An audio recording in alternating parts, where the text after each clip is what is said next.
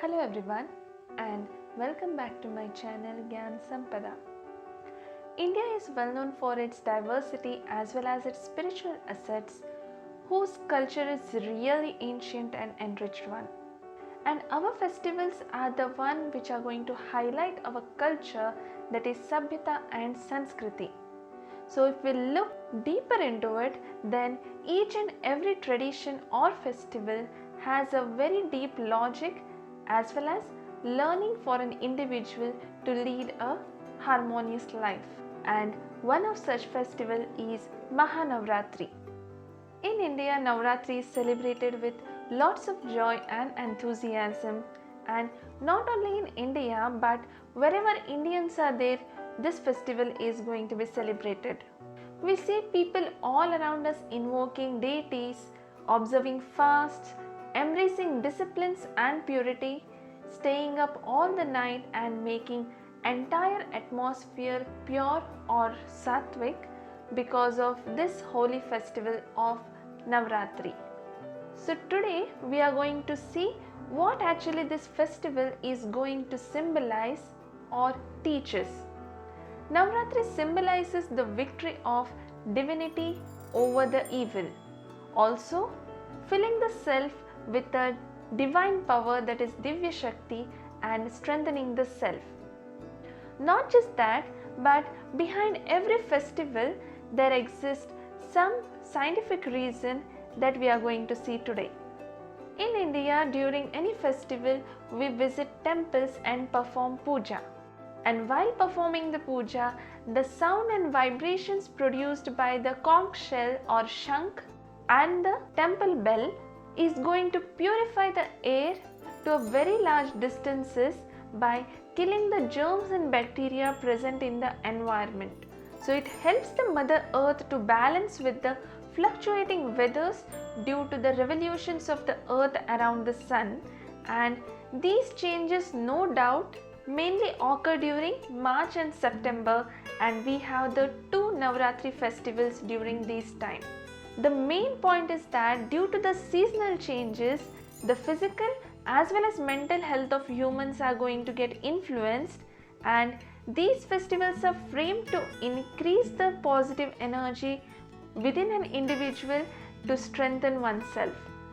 Secondly, the germs and the bacteria will be at its peak, due to which different health issues will emerge, and in order to overcome those, we need to increase our immunity, for which fasting is done and also vegetarian diet is followed. During these days, we indulge in different games and activities according to the different cultures, like playing Dandiya Ras or Garba. So all of us get together to invoke the Shiv Shaktis or the power of the deities, and I think we need to take few moments to introspect actually whom we are invoking. During Navratri, which means 9 nights, mainly 3 deities are worshipped in their different forms, that is Goddess Durga, Lakshmi and Saraswati. During first 3 days of Navratri, Ma Durga, which is the goddess of power or Shakti, is worshipped in the form of Shailputri, Brahmacharini and Chandraghanta, asking for dooming the bad habits, attitudes, negativity and enriching with the power and positivity, which is a symbolic of Mahishasuramardini, which symbolizes victory of positivity over negativity. Then the next 3 days, Goddess Mahalakshmi is worshipped in the form of Kushmanda, Skandamata and Katyayani. After first 3 days, person is full of positivity, purity and power, which enables the one to attract prosperity, which includes not just money but the property of good character, good habits, sacraments, etc. And the last 3 days of Navratri, Goddess Saraswati, who is the goddess of knowledge, is worshipped in the form of Kalaratri, Mahagauri and Siddhidatri. It is a symbolic that when a human overcomes the vices and fills in the power and positivity, then the individual becomes capable of adopting and realizing the actual knowledge of life, and hence leads a balanced and successful life. So we call them as goddesses, power, and also mother. We depict them by holding 8 weapons, that is Ashtashastras, and also show demons lying slain below their feet. So what actually does all these things symbolize? Goddesses with weapon in hands and demons down the feet, does that mean that those deities practiced violence? Or is there any symbolic teaching behind it? So this is a matter to introspect. Generally, whenever there is a danger, and if we need to pictorially put it, then we just draw one skull with a cross mark and we understand there is a danger. And in the similar way, the demons shown below the feet of the deities represent the vices, which means the negativity, like the wrong habits, weaknesses, jealousy, rejection, hatred, anger, dominating behavior, so on and so forth. And as we don't pay attention, these demons, that is vices within us, have awakened, and these festivals are the reminders to invoke the positivity, that is power within us. And as positivity gets emerged, automatically the negativity is going to get merged. We can't stop negativity, but surely we can replace negativity with positivity. It is same as that of energy conservation law, where energy can neither be created nor be destroyed, but can be transformed from one form to another. So that's why each goddess have a chakra, that is wheel of light, which symbolizes their victory over evil and complete purity. Then the question is, from where to invoke these Shaktis or power? Both strength and weaknesses, that is power and vices, are within us, and we have to decide what we want to emerge. So for that, we need to know what actually the 8 arms of the deity symbolize. The 8 arms depict the 8 powers of every being through which divinity is emerged. Because again, if physical power has to be represented, then generally we show it with respect to the hands or the shoulders. And that's why arms are used to symbolize the 8 powers of the being, that is power to tolerate, power to face, discern, decide, cooperate, power to withdraw, accept, and also the power to let go. So these powers are represented pictorially in the form of 8 arms, and each arm is shown holding a weapon, which implies knowledge, and the knowledge is used to cut off all the negative attitudes like ego, anger, etc. So the beautifully decorated idol symbolizes their different powers, which are put on as their ornaments. And sitting on lion or tiger symbolizes their control over nature, which we call it as Prakriti Jeet, which means nature always favors them and never troubles them. So now we understood what is the scientific reason and what the different features of the deity is going to symbolize. And now we need to know what we have to do to invoke these powers. So first we practice Jagran, that is staying awake in remembrance of God at night. This is the main part of Navratri, especially in northern India. So now we need to think, why do we do that all the night by staying awake and not during the daytime? But actually this refers to an awakening from the night of ignorance, that is moving from the darkness of ignorance to the brightness of knowledge, and that's why Jagran is practiced. And next is the main thing, that is fasting of 9 days. We understood the health reasons for fasting, but there is another perspective of looking at the fasting.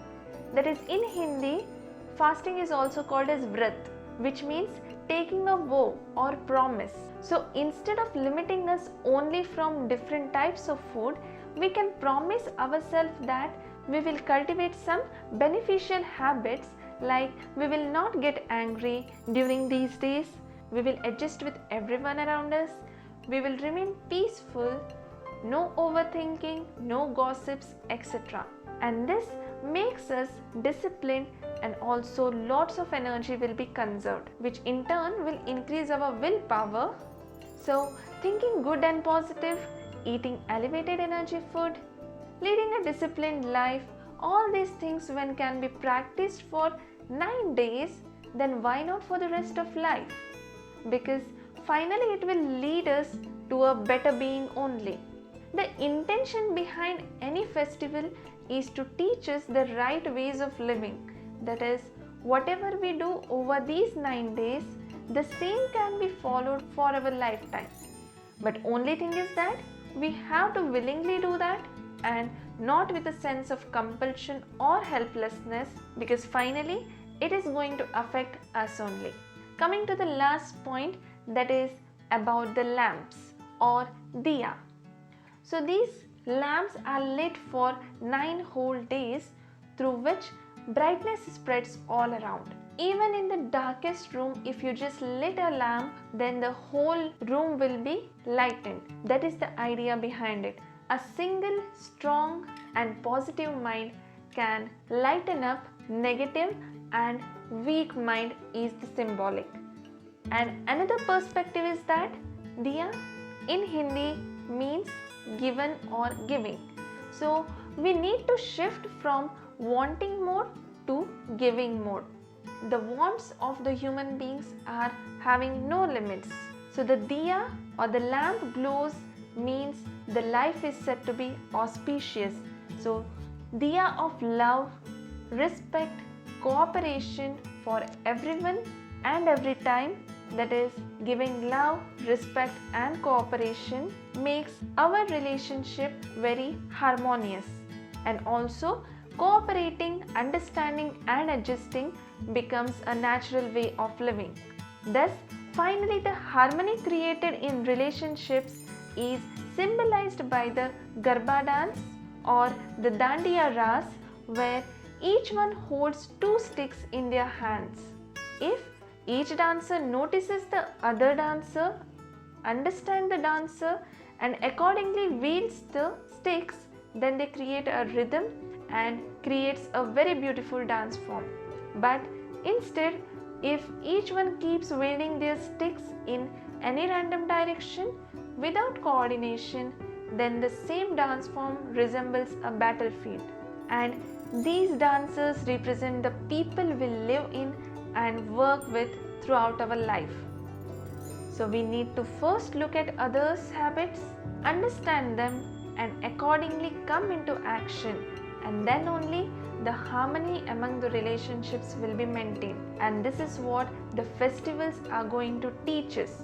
So we need to see how to invoke that power, how to emerge it and how to practically use it.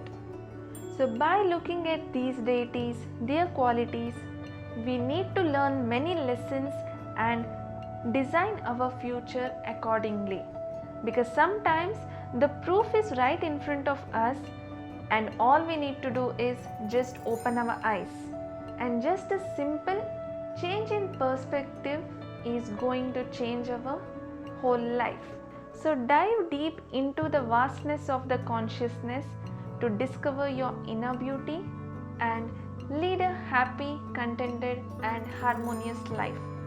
So happy Navratri to all of you, and I think I was able to convince you a different point of view to look at these festivals and learn out of it. So if you learned something out of it, if you got any teaching out of it, then hit the like button and also share it with your family and friends. Do not forget to subscribe my channel, and thank you for watching.